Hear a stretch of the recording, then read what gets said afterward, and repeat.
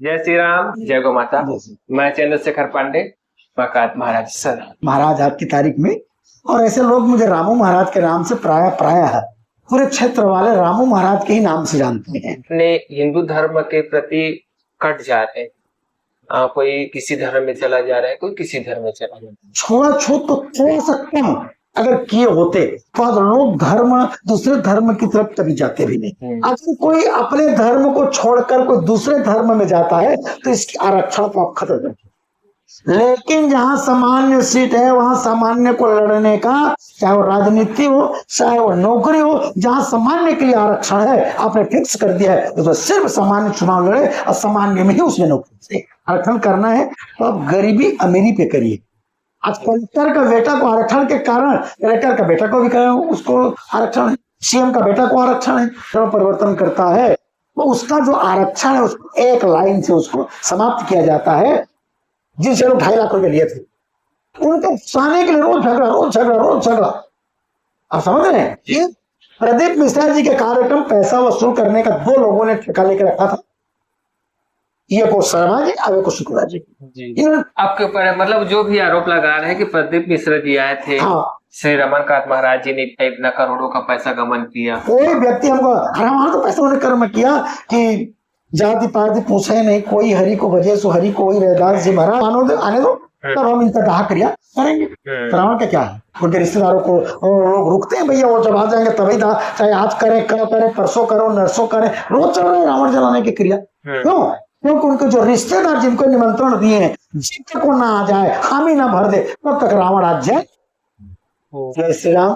और आप सभी दर्शकों को मेरा यही निवेदन है, हम एक रहें, नेक रहें, संगठित रहें, सुरक्षित रहें, सेफ रहें और बिल्कुल, और मेरे भाइयों माताओं बहनों छल कपट से थोड़ी सी दूर रहें। चारी चुगली निंदा दूसरों के करने के बजाय बिल्कुल भगवान की हम चारी करें, भगवान की निंदा करें, भगवान की हम भजन करें, भगवान की कीर्तन करें। और परहित सर्व धर्म नहीं भाई, पर पीड़ा सम नहीं अधिकाय। इसी भाव के साथ आप सबों को मेरा जय श्री राम।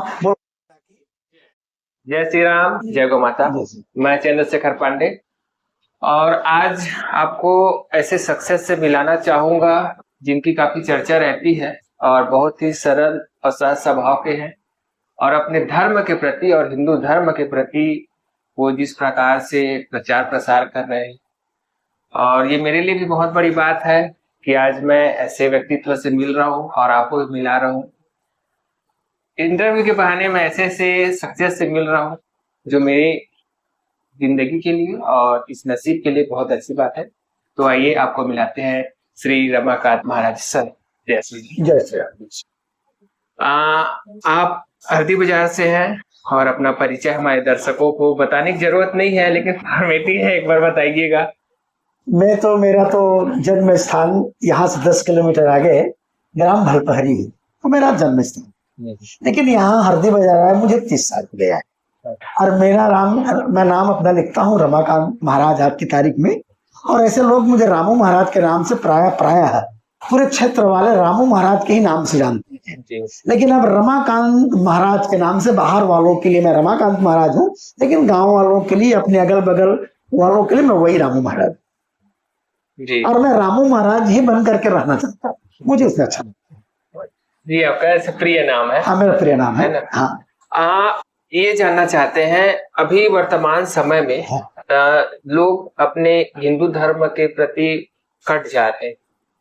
कोई किसी धर्म में चला जा रहा है, कोई किसी धर्म में चला जा रहा है। अभी वर्तमान समय में भागवताचार्यों की इतनी बड़ी भूमिका है कि इसका वर्णन नहीं कर सकते। तो हम उनको अपने धर्म में आकर्षित के लिए क्या उपाय कर पाएंगे? सबसे पहली बात है छुआछूत।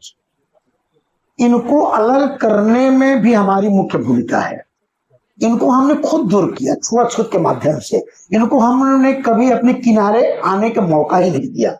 ये चाहते, अगर हम चाहते, हमारे आगे जो पीढ़ी जो हुए अगर ये चाहते और अगर ये छुआछूत तो थोड़ा सा कम अगर किए होते तो आज लोग दूसरे धर्म की तरफ कभी जाते नहीं। मुख्य तो हमारा इसमें दोष है। हम बड़े बड़े लोगों का जो पहले अपने आप को जो विद्वान समझते, जो पंडित समझते थे, ये लोग इनको कभी किनारे में आने नहीं दिए, इनको कभी नजदीक बिठाए नहीं, कभी इनको पूजा पाठ करने का इन्होंने एक मौका नहीं दिया। लेकिन अब इसको हम लोगों ने रोका है। हम चाहते हैं कि कोई भी जाति हो, आपको तो ऐसे ऐसे लोगों को मैं दिखा दिया हूँ। मैं जाति पाति देख करके दीक्षा नहीं देता हूँ।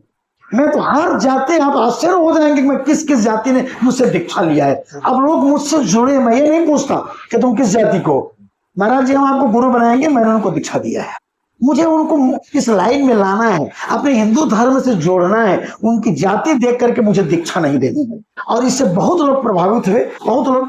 आज मेरे हिसाब से छत्तीसगढ़ में 20,000 मेरे शिष्य हैं, जिसमें आप आश्चर्य हो जाएंगे कि किस जाति के उसमें नहीं है, हर जाति के लोग उसमें। मैंने सबको दीक्षा दिया है और लोगों को मैंने अपने किनारे आने का मैंने उनको एक मौका दिया है। और जब तक हम इनसे दूरी बना के रखेंगे, जब तक इनको हम दूर करेंगे, तो निश्चित रूप से धर्म ये लोग परिवर्तन करेंगे। और धर्म, अगर हमारे हिंदू धर्म में इनको जोड़ करके रखना है तो कुछ हद तक छुआछूत और कम करने की आवश्यकता है। हमको अपने किनारे लाने की भी इनको आवश्यकता है। लेकिन कुछ ऐसे भी लोग हैं जो अपने आप को हिंदू नहीं मानते, तो थोड़ी सी लालच के कारण, 2 पैसा की लालच के कारण ये धर्म परिवर्तन कर रहे हैं। तो मैं तो सरकार को एक संदेश देना चाहता हूं कि सरकार को चाहिए, क्योंकि केंद्र और राज्य दोनों में आज ये डबल इंजन की सरकार अपने आप को मान रहे हैं, इनको चाहिए ठोस कदम उठाए। ठोस कदम ये उठाए कि जो जिस जाति, जिस इनको आरक्षण चाहिए। अगर कोई अपने धर्म को छोड़कर कोई दूसरे धर्म में जाता है तो इसकी आरक्षण को आप खत्म कीजिए, पूरा आरक्षण खत्म कर दीजिए ना। अगर एक उपाय है, सिर्फ एक उपाय, सिर्फ तो हम लोग इनको किनारे में लाएं। दूसरा, आप आरक्षण जो आप दे के इनको रखे हैं, इनको डबल लाभ मिलता है। कोई क्रिश्चियन में चला गया तो उधर से कोई क्रिश्चियन कम्युनिटी से भी इनको लाभ मिल रहा है, इधर जिस आरक्षण में वो आरक्षण भी इनका लाभ इनको मिल रहा है, नौकरी में, चाकरी में, सब कुछ में छूट इनको मिल रहा है। तो सरकार को चाहिए, मैं निवेदन करना चाहता हूँ सरकार से कि आप एक ऐसा कानून पास करिए, यार हमारे छत्तीसगढ़ में करिए, हम बाकी को नहीं जानते, छत्तीसगढ़ में ये इनको ये कर सकते हैं, ये एक ठोस कदम उठा सकते हैं। एक आरक्षण के प्रति एक ठोस कदम उठाएं कि जिनको आरक्षण चाहिए वो जिस धर्म में है उसी धर्म में रहे।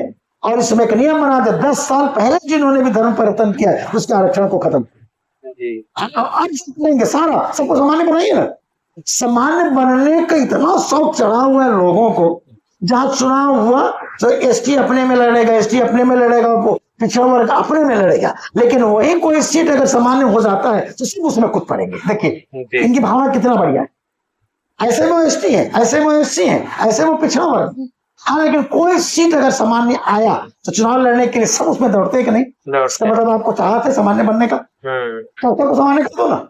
जिसमें बुद्धि होगी, जिसमें ज्ञान होगा, वो अपने विद्या के बल पे, काबिलियत के बल पे बड़े से बड़े नौकरी को आप पा सकते हैं। लेकिन वही हमें 90-95% में नौकरी नहीं मिलता है और आप वहां 30-40% को नौकरी दे करके ये सब लुभावना, ये राजनीति षड्यंत्र है। देखिए हम तो कह रहे थे आरक्षण खत्म कर, लेकिन जहां सामान्य सीट है वहां सामान्य को लड़ने का, चाहे वो राजनीति हो चाहे वो नौकरी हो, जहां सामान्य के लिए आरक्षण है आपने फिक्स कर दिया है तो सिर्फ सामान्य चुनाव लड़े और सामान्य में ही उसमें नौकरी चाहिए। और आप पूरा खत्म अपने काबिलियत, अपने ज्ञान के दम पे आदमी नौकरी पाए। आरक्षण के लोग कहते हैं कि ब्राह्मणों को ही अधिकार है ऐसा करने का, तो कहते हैं तुम पांडे बन जाओ, तिवारी बन जाओ, चौबे बन जाओ, लेकिन एक लाइन से आरक्षण को खत्म। नहीं तो जो हमारा काम है पता कहने का, भागवत बोलने का, प्रवचन करने का, आपने अगर ब्राह्मणों को छूट दे के रखा है तो उसको आप छोड़ दे के रखिए। अब ब्राह्मण लोग बोलते हैं क्या ब्राह्मण ही कर सकते हैं? क्यों नहीं कर सकते ब्राह्मण? आप चारों तरफ से उनको बंधन में बांध दिए हैं। आरक्षण करना है तो आप गरीबी अमीरी पे करिए। आज कलेक्टर का बेटा को आरक्षण के कारण, कलेक्टर का बेटा को भी कहे उसको आरक्षण है, सीएम का बेटा को आरक्षण है। आज पीएम तो पिछड़ा वर्ग में है, मगर वहां आरक्षण ऐसा बना के रखे हो कि वो कोई एसडीएम है, कलेक्टर है, कोई मंत्री है, कोई मिनिस्टर है, जिसके पास सैकड़ों एकड़ जमीन है, अरबोपति है, लेकिन आरक्षण के कारण लाभ है उसी को मिल रहा है। क्यों? क्योंकि उसकी पहुंच वहां तक। एक साधारण गरीब आदमी, ठीक है, कोई भी वो एससी हो ओबीसी, उससे मतलब नहीं है, लेकिन वो गरीब आदमी बेचारा जिनको ओरिजिनल उस एससी ओबीसी को अगर आवश्यकता है तो वो वहां तक नहीं पहुंच पा रहे। क्यों? इनको पहले से मालूम है, वो तो वही लोग वहां से पास करके भेजते हैं बड़े बड़े लोग। तो आरक्षण तो आप किसको मिलता है? बड़े लोगों, जबकि मिलना किसको चाहिए? गरीबों को।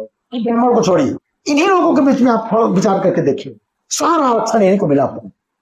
तो इस कारण हम तो चाहते हैं कि धर्म को रोकना है तो आरक्षण के लिए आप एक निश्चित रूप से ये धर्म परिवर्तन के लिए एक ठोस एक नियम बनाइए और उसमें लिखिए कि कोई भी व्यक्ति, अब जो हुआ तो हुआ, आज के बाद कोई भी व्यक्ति धर्म परिवर्तन करता है तो उसका जो आरक्षण है उसको एक लाइन से उसको समाप्त किया जाता है और उसको सामान्य वर्ग में या एक और अलग से उनके लिए एक बनाया जाए, उनका ग्रुप कैटेगरी उनके लिए बनाया जाए। तो 4 कैटेगरी है तो 5 उन्हीं के लिए कैटेगरी बन गई, जिनको सही प्रकार से छूट बंद कर दिया, ए टू जेड पूरा धर्म अपने आप रुक जाएगा। और मैं देख रहा हूँ पहले क्या होता था 2 साल पीछे, कांग्रेस का राज्य में धर्म में परिवर्तन हो रहा है, लोग बोलते थे अरे यहाँ तो डबल इंजन की सरकार है तो क्यों हो रहा है, आखिर किसकी कमजोरी है? अगर डबल सरकार की इंजन है तो धर्म परिवर्तन तो छत्तीसगढ़ में होना ही नहीं चाहिए। आखिर कौन करवा रहा है, फिर क्यों हो रहा है? सरकार तो आपकी है, मैं कोई सरकार की विरोधी नहीं हूं ना, ध्यान रखना जी। अगर आपका ही सरकार है double engine double engine double engine तो करो ना उसको, फिर क्यों हो रहा है धर्म परिवर्तन? ठोस कदम उठाइए। कोई अगर आगे आता है तो उसी को आप अंदर कर रहे हैं, कोई आप धर्म परिवर्तन में कोई बोलता है तो आप उसी से नाराज होते हैं। अब धर्म को रोकना है तो एक ठोस कदम। और दूसरा, हम कथाकारों को चाहिए कि कथा कहना हमारा कोई व्यापार नहीं है जी। हमारा धर्म है, अगर ब्राह्मण है, ब्राह्मणों का एक धर्म होनी चाहिए, एक धर्म रक्षति रक्षता। हम धर्म की रक्षा करेंगे तभी हमारी रक्षा होगा। यही पैसा लेना, पैसा कमाना, इतना पैसा में हम कथा बोलेंगे, ये करेंगे वो करेंगे वो करेंगे, ये व्यापार है। अब ब्राह्मणों की कैटेगरी भी गिर रही इसी कारण से, क्योंकि पैसा बोल के जाते हैं इतना पैसा हमको चाहिए, हमको ये चाहिए वो चाहिए। रमाकांत महाराज के लिए आज लोग यहाँ बोलते हैं अगर जिनको कथा सुनना है व्यवस्था नहीं है तो रमाकांत महाराज का निमंत्रण दे दो, जो आपके पास है आप दीजिए, बाकी हमारी तरफ से है, आप किसी से पता कर लीजिए पूरा। ऐसा कौन महाराज आपको मिलेगा जो अपनी खर्चा में कथा करने वाला? आप गरीबों के ब्राह्मण। मैं जो महिला ने बोली महाराज 4000 रखी थी जरवे में, एक महाराज जी 4000 उन्होंने मुझको दिया, पूरा खर्चा की व्यवस्था मैंने किया, टेंट लगवाया, जनरेटर लगवाया, संगीतों को पैसा दिया, व्यवस्था करके सिर्फ 4000 उन्होंने मुझको दिया, मैं पूरी भागवत की कथा। ऐसे हर चीज है। आप लोगों से किसी से पूछो जिनको भागवत सुनना है, महाराज को सुनना है, रमाकांत जी के पास जाओ, जो है तो, नहीं तो बता दो कथा सुनना है, हम अपनी खर्चा सुनाते हैं जो भगवान की कृपा से हमको मिलता है जी। इस चर्चा में हम 50% से ज्यादा, आज मैं इतना भागवत बोल रहा हूँ, पांडे जितना भागवत बोल रहा हूँ, और मेरे इतना जिन्होंने भागवत बोला है आज उनके पास करोड़ों रुपया है, लेकिन मेरे पास एक घर के सिवा, ये भी मेरे नाम में नहीं जी, मेरे पास कुछ नहीं है। आप पता करो, मेरे bank balance A to Z कहीं जाके आप देख लो, A to Z कहीं जाके आप, भाई आप तो ऑनलाइन है, पता करके देखो।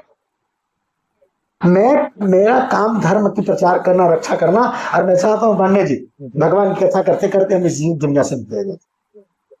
पूत कपूत तो क्या धन संचय, पूत सपूत तो क्या धन संचय। अगर हमने करोड़ों रुपए इकट्ठा करके अगर हम निकल गए, हमारे जो बच्चे अगर गुड़ आ गए उनमें, तो हमारा कमाया वो पैसा कुछ था।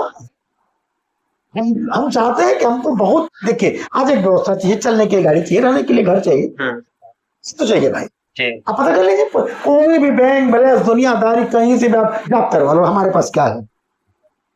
अब बिल्कुल हम एकदम साफ सुथरा आदमी, लोग उंगली उठाने के लिए क्या, ये लोग बोल रहे बेवकूफ लोगों को चाहिए कि हमारा 25 साल सीसी लाइन में जुड़ा हुआ आदमी है, उसको उसका रोज वही काम है। और आप पता करो, पेपर में छपवा लीजिए, पेपर में रमाकांत महाराज जी ने किसी अलग से चंदा लिया, किसको उन्होंने गलत ढंग से वो क्या बोलते पास बेचा, कोई भी व्यक्ति आप बता दे। अब जिनको हमने वहां बिठाया जजमान बना के, उनका 1-1 रुपया का हिसाब हमने उनको दिया है। ये गंदा काम हमारे, लेकिन जो गंदा व्यक्ति रहेगा, इसकी सोच, इनकी कुछ लोगों की सोच थी, इनकी सोच थी कि हम करोड़ रुपया इकट्ठा करके कमा के दबाएंगे, वो तो क्या है, लेकिन उनको दूसरों पर उंगली उठा, कोई भी व्यक्ति आप खड़ा कर लीजिए पूरा हॉल, और जो जिन्होंने हमको दिया उसका हिसाब है वो तो मना कर, खर्चा ही नहीं था। कथा जब यहाँ मेरा साल के में हुआ तो खर्चा ही नहीं था, पैसे का है, हमें सबको मना कर दिया पैसा नहीं देना है। इनको लगा कि हमने ले लिया है, लेकिन जिनको हमने बोला है उनसे जाकर पूछो तो आपने दिया कि नहीं दिया। आप समझ रहे हैं, जागीर में हमको लग रहा था कि कम से कम 15 से 20 लाख आना है, लेकिन जब देखे सब गड़बड़ हो गया तो कितना चंदा है उन्हीं के पास गए। वो तो हमने लोगों को मना किया कि यहाँ खर्चा नहीं है, किसी को खाने के लिए हम ऐसा इनको चंदा दिलवाए। मान लीजिए मंत्री महोदय भी बोले थे वहां से हम इतना दिलवा देंगे, तो खुद वहां के अध्यक्ष ये लोग बता रहे थे कोई इतना देने वाली है, लेकिन कौन दिया, कोई नहीं दिया। अरे तो कौन देगा बोलिए। इनको लगा के जैसे हमने आपको बोल के रख दिया चंदा देना, आपने हाँ गुरु जी जो बोलिए, लेकिन जब पैसा की जरूरत ही नहीं तो हम कब बोले आपसे। अब जिसको सब मिलवा देंगे, जितने कोरबा जिला में हम जिनको बोल के रखते थे, हम लेवे ही नहीं किए जी, क्यों लेंगे जब खर्चा ही नहीं तुमको खाने के देने के लिए। लेकिन इनको लगा के नहीं लोग चंदा वसूल के, कोई व्यक्ति हम तो मंच इसमें बोल रहे हैं, हम पैसे छपवा देंगे, दिए उनका हिसाब। इनको लगा क्या है ऐसे बनेगा पास फर्जी, सारा तुम्हारा लगता था उसमें, सील लगता था क्या, जो हम गेट में रहते थे क्या, ये फर्जी किए। इनका जांच करा देते हैं अभी, और इनका वो क्या बोलते हैं पासबुक अगर एक लाइन से जांच से जाए पूरा पता चल जाएगा कि लोग क्या किए गड़बड़ी। लेकिन दूसरों को ऊपर उंगली उठाने से पहले तुम खुद सोच लो, उनकी समिति में 100 लोग बढ़िया, 2 लोग के छोड़, उनको वहां पर आप गए थे कि नहीं मुझे मालूम नहीं, उनको लगता था कि इसको 2 लोग करवा रहे हैं, शुक्ला और दुर्गेश शर्मा, ये नहीं पूरा वहां होलसेल बन गए, मालिक बन गए। हम लोग तो अपने जजमान को घुसाने के लिए रोज झगड़ा होता था, रोज जिनसे लोग 2.5 लाख रुपए लिए थे, उनको घुसाने के लिए रोज झगड़ा। आप समझ रहे हैं, ये प्रदीप मिश्रा जी के कार्यक्रम पैसा वसूल करने का 2 लोगों ने ठेका लेकर रखा था, ये को शर्मा जी और को शुक्ला जी, इन्होंने पूरा मीडिया में कर दिया। लेकिन उनको तो बदनाम लगाना है दूसरे को, हम तो चैलेंज कर रहे हैं ना आपको इसके चैनल के माध्यम से, पता करो पूरा छपवा दो पेपर में, माइक में घुमा दो चोंगा लगवा के, हम तैयार। ये काम हमारा नहीं है पांडे जी, आगे बढ़ना है। आप तो इतने दिन से मार्केट में है, आपके ऊपर है, मतलब जो भी आरोप लगा रहे हैं कि प्रदीप मिश्रा जी आए थे, हाँ। श्री रमनकांत महाराज जी ने इतना करोड़ों का पैसा गमन किया, कोई व्यक्ति हमको, अरे हमारा तो पैसा लग रहा है, 3 लाख रुपए देने के डर से ब्लेम लगाया वो तो हमारे 3 लाख रुपए लिए ना उससे, वो टेंडर नहीं आ रहा था तो हमने पैसा दिया, 6 लाख रुपए दिया, बाद में जजमान को हमने उनको दिया। ऐसे लोगों को कड़ी से कड़ी सजा देने की, क्योंकि ये हमारा धर्म भी इसमें बदनाम हो रहा है। आज एक गणेश पूजा की जब चंदा करके देख लें, वो शुक्ला और वो शर्मा, उनको सब पता लग जाएगा जब अब कोरोना उनके बारे में हम समझ नहीं पाए असल में, क्योंकि देखो हम साफ सुथरे लोग हैं, जैसा अपन तक दूसरा जानी, जो व्यक्ति जैसा रहेगा उसका वैसा सोच रहेगा। आज इतने दिन से हमें हमारा काम है बच्चियों का विवाह करवाना, मदद करते हैं लोग हमसे, अब 57 बेटियों का हमने विवाह किया है निःशुल्क, हाँ निःशुल्क। इसमें बहुत से लोग जैसे उस वक्त 80 वाले साहब ने कहा भैया इनका थोड़ा व्यवस्था करा दो, तो बेचारे उनके लिए थोड़ा सा पायल वगैरह भिक्षा वगैरह को उन्होंने व्यवस्था करवाया। किसी को बोल दिया भैया, तो बहुत से लोग ऐसे भी हैं महाराज हमारी तरफ से बेट ले लो, कोई बोला हमारी तरफ से पूरा ले लो, हमारी तरफ से ये ले लो, बाकी पूरी खर्चा हमारा। 15 बेटियों के विवाह में मात्र 2.5 लाख रुपया आया, और उसमें खर्चा कम से कम 20 लाख, सारा पैसा हमने दिया। मतलब शादी भी उच्च दर्जे का होता है।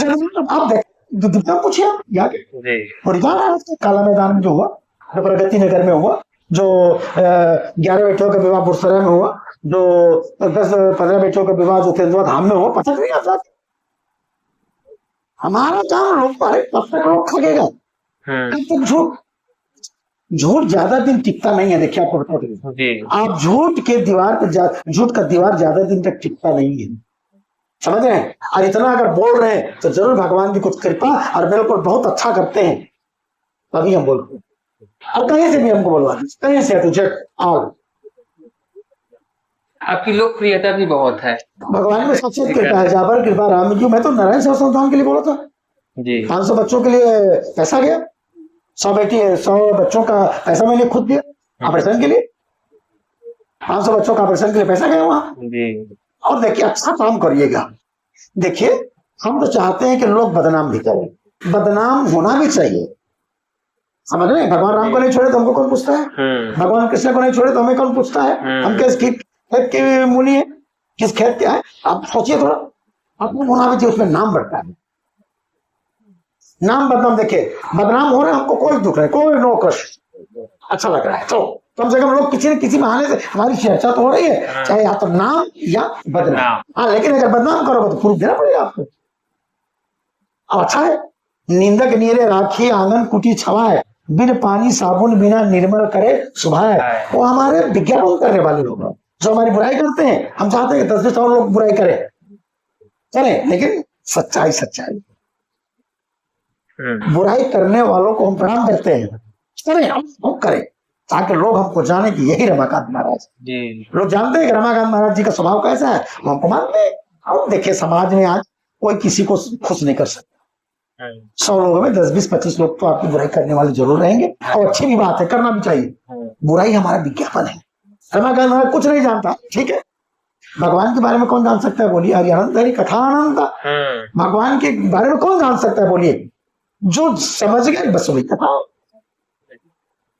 और भगवान की बहुत कृपा है मेरे ऊपर, बहुत बहुत बहुत लोगों को प्यार है, बहुत प्यार है। और विचार करके देखिए, पांडे जी 20,000 शिष्य बनाना कोई छोटी मोटी बात है, बहुत बड़ी। गांव के गांव सबको मैं दीक्षा दिया हूँ, जैसा समय आता है वैसा मदद करता हूँ, उनसे मदद भी लेता हूँ। मदद लोग मुझको करते हैं, अगर कोई समस्या आगे बताते हैं, जरूर जो रहे भगवान की कृपा से कुछ देते भी। तो थोड़ी ब्राह्मण का काम खाली लेना लेना लेना नो, ब्राह्मण का काम लेना, दान देना, यज्ञ करना, यज्ञ करवाना, वेद पढ़ना, वेद पढ़ाना है, ब्राह्मण का अच्छे कर्म है, इसमें जरूर हम निश्चित रूप से वो करने की कोशिश कर रहे हैं। आप दान के बारे में बता रहे थे कि हाँ। दान वर्तमान कलयुग का एक हाँ, जैसे सतयुग में तपस्या जी, त्रेता आई तो यज्ञ, द्वापर आया तो भक्ति, लेकिन ये कलयुग है। कलयुग में बड़ा बढ़िया छूट दे दिए, धन जैसा भी कमाइए, अगर उसका कुछ हिसाब दान कर दे तो धन शुद्ध हो जाता है। कलयुग में धन की शुद्धता दान है, लेकिन अब तो दान देने वाला को भी समझना चाहिए कि जो आप दान दे रहे हैं आखिर इसका उपयोग क्या कर रहा है। ये अपने एसी रूम में कर रहा है कि अपनी एरोप्लेन खरीद के कर रहा है कि अपनी ऐशो और आयासी के लिए कर रहा है, ये भी हमको देखना पड़ेगा। दान देने से पहले आप उसको देखना पड़ेगा आपको कि उस दान को क्या रहा है। जिसको गांजा पी के, शराब पी के या जाकर रंडीबाजी करके, जुआ खेल के थोड़ी ये कर रहा है उसको खर्चा, ये भी हमको समझना पड़ेगा।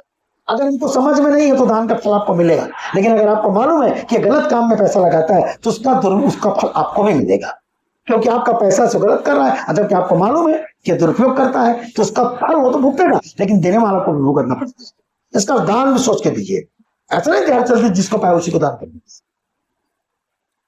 उन्होंने कर्म किया कि जाति पाति पूछे नहीं कोई, हरि को भजे सो हरि को ही। रैदास जी महाराज जो जोता में भी भगवान का दर्शन करते थे, मन चंगा तो कठौती में गंगा, क्या उसकी जात क्या थी तो सोच कर देखिए। लेकिन लोग अभी समझ नहीं पा रहे हैं, असल में जो उथल पुथल हो रहा है ना, ये राजनीति है। आप कितना भी अच्छा काम करेंगे, कितना भी, लेकिन आपको बरोबरी उठेगी, ये राजनीति है। राजनीति में अच्छा करो तब भी राधे राधे राधे, गलत करो तब भी राधे राधे, लेकिन हो सके तो अच्छा जरूर करने की कोशिश करना चाहिए। जासु राज प्रिय प्रजा दुखारी, सो नृप नरक अवश्य अधिकारी। जिस राजा के राज्य में प्रजा सुखी होता है उस राजा को के साथ प्रजा को भी स्वर्ग मिलता है, और जिस राजा के राज्य में अगर प्रजा दुखी हुआ तो उस राजा को नरक जाने से कोई नहीं रोक सकता। प्रजा नहीं जाएगा नरक, सिर्फ राजा जाएगा। लेकिन राजा के कर्म अच्छा है तो राजा के साथ प्रजा को भी स्वर्ग जाना पड़ेगा। इनको सत्संग करना चाहिए। बहुत से ऐसे लोग हैं जो सत्संग से कभी नहीं दिखावा करते हो। जो अच्छा कुछ बता पूछे तो रावण के बारे में सुन लीजिए जी। रावण कब जलता है? दशहरा में। आवाज हर रोज जल रहा है। क्यों जल रहा है? कि हर कोई, आज हम लोग रावण जलवाने के लिए बुलवाते किसको है? नेताओं को। क्यों बुलवाते? देखिए बहुत सरल, भले किसी को बुरा लगे कि अच्छा लगे जी। किसी को जब जलाने ले जाते जब तक उनके रिश्तेदार ना आ जाएं तब तक उसकी दाह क्रिया हम लोग करते नहीं। आप समझ गए? वेट करते हैं कि भाई उनका रिश्तेदारों को आने दो, करीबी लोगों को आने दो, तब हम इनका दाह क्रिया करेंगे। रावण का क्या है? उनके रिश्तेदारों को लोग रुकते हैं, भैया वो जब आ जाएंगे तभी दाह, चाहे आज करें, कल करें, परसों करो, नरसों करें, रोज चल रहे हैं रावण जलाने की क्रिया। क्यों? क्योंकि उनके जो रिश्तेदार जिनको निमंत्रण दिए हैं जिनको ना आ जाए, हामी ना भर दे, तब तक रावण आ जाए। इसका मतलब रावण कौन जला रहे हैं? उनके आने का इंतजार करते हैं लोग। जबकि नियम होनी चाहिए, एक दिन रावण जलाओ। जो गांव का प्रमुख व्यक्ति है, जो मुखिया है, जो समिति से जो रावण बनवाए हैं, चाहिए उन्हीं की अगुवाई में रावण को हम उसी दिन जलाएं। रोज रावण, रोज रावण। क्यों? आज मंत्री जी फलाना जगह जाऊंगा बोल दिया तो आज नहीं जलेगा रावण। आज वो विधायक के पास गए थे, 3 दिन बाद, अरे बाबा रावण एक दिन जलाओ के दिन।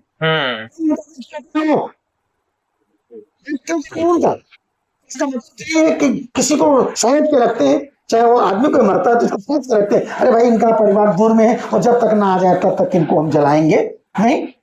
हो रहा है कि नहीं ऐसे?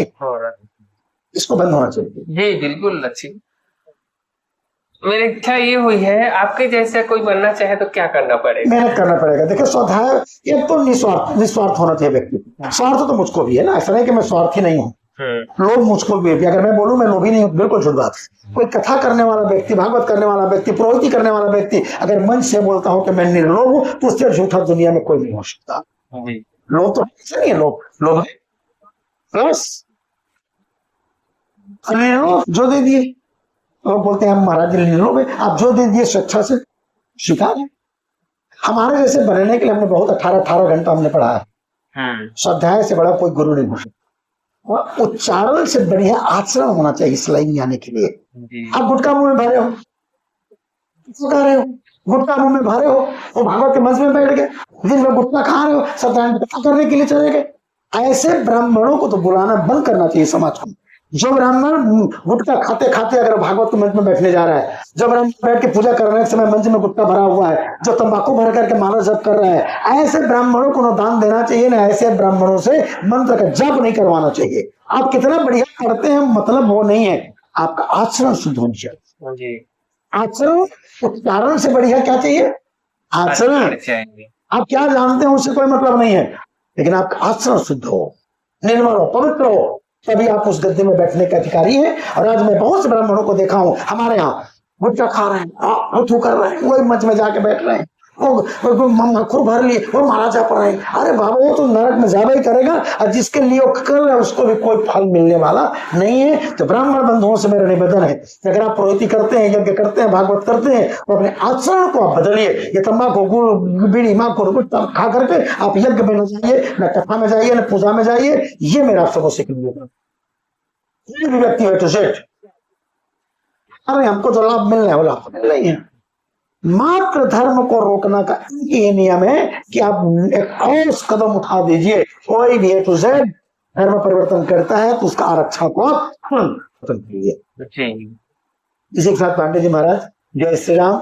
और आप सभी दर्शकों को मेरा यही निवेदन है, हम एक रहें, नेक रहें, संगठित रहें, सुरक्षित रहें, सेफ रहें, और बिल्कुल और मेरे भाइयों माताओं बहनों छल कपट से थोड़ी सी दूर रहें। चारी चुगली निंदा दूसरों के करने के बजाय बिल्कुल भगवान की हम चारी करें, भगवान की निंदा करें, भगवान की हम भजन करें, भगवान की कीर्तन करें। और परहित सरस धर्म नहीं भाई, पर पीड़ा सम नहीं अधिकाय। इसी भाव के साथ आप सबों को मेरा जय श्री राम।